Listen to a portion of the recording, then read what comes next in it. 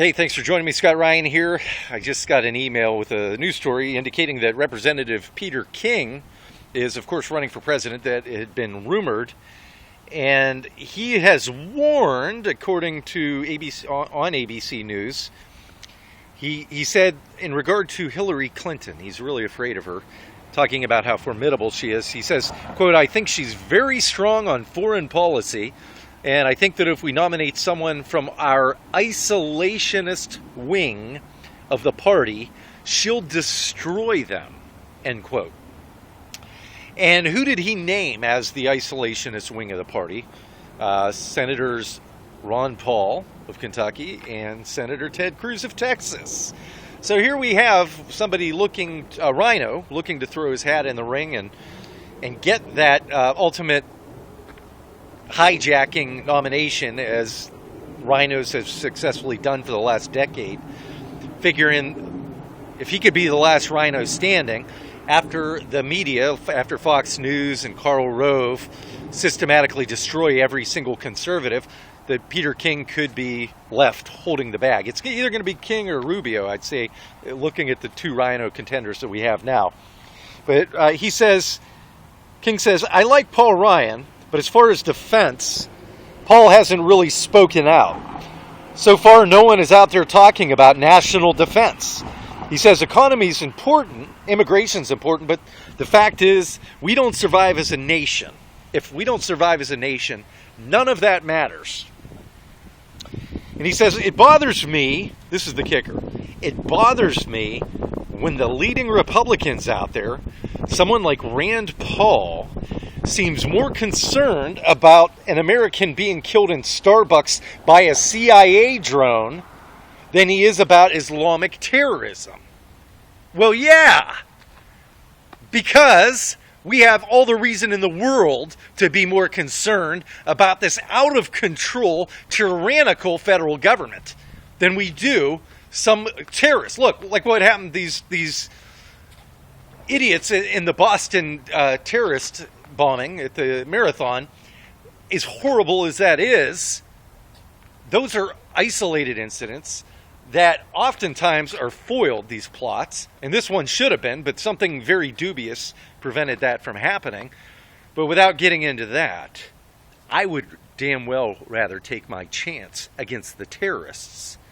Even though I could get killed by a terrorist, I would much rather take my chance in surviving a terrorist than I would trying to survive this central leviathan that is proving on a daily basis, as the scandals come out, they are much more dangerous. Maybe not physically right now, but far more a threat to the liberties of this country, because they want the same things as the terrorists. They apparently, Obama and Pelosi and Reid and many others, want subjugation. They want control. They are would-be or will be despots. Our founding fathers, Mr. King, if you read the people, I know you're from New England, those people, many of whom emanated from your region, who wrote these founding documents, who ratified this Constitution. You might want to read some quotes of theirs and study some history and remind yourself of their fears and their warnings of centralized government. We have far more to fear when you look at what this federal government is doing by spying on Americans, stealing their personal communications, obliterating their constitutional rights to privacy, to free speech, attacking their right to defend themselves, their right to bear arms. You look at their agendas that they unashamedly proclaim. Their objectives are every bit. What do the terrorists want? What did bin Laden say he wanted? Their objections are to our Western way of life, to our liberties, and as are yours. You people in Congress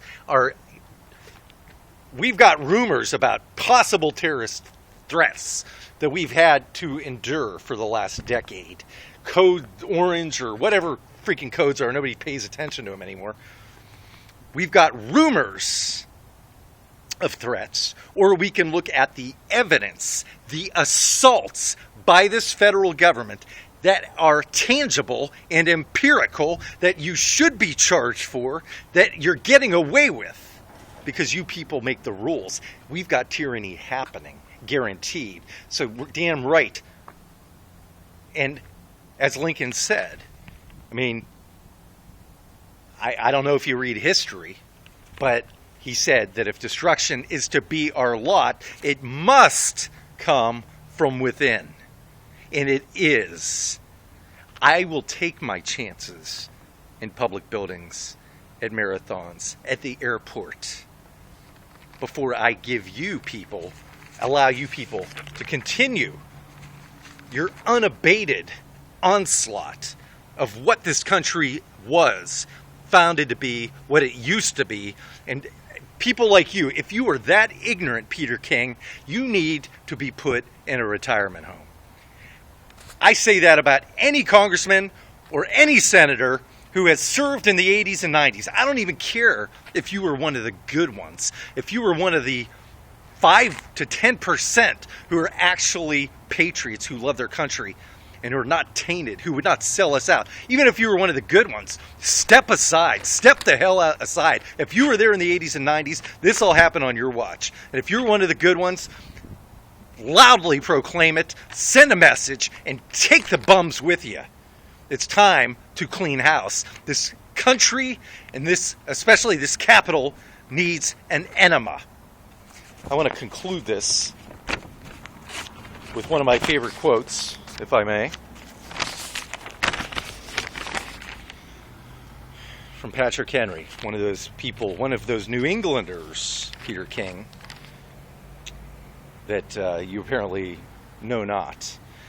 Is life so dear, or peace so sweet, as to be purchased at the price of chains and slavery? Forbid it, Almighty God. I know not what course others may take, but as for me, give me liberty or give me death. I will take the terrorists on any day of the week. I will take my chances any day of the week. We are much more likely to survive these diminutive, I mean, even 9/11 was big. We're talking 3,000 plus people. But as a nation, more people will be killed, more lives will be destroyed. Certainly, if we are allowing you people to continue unabated in your destruction of this country, the fabric of this country that you apparently, of which you are absolutely ignorant based upon your statements. Thank you for joining me. I'm Scott Ryan.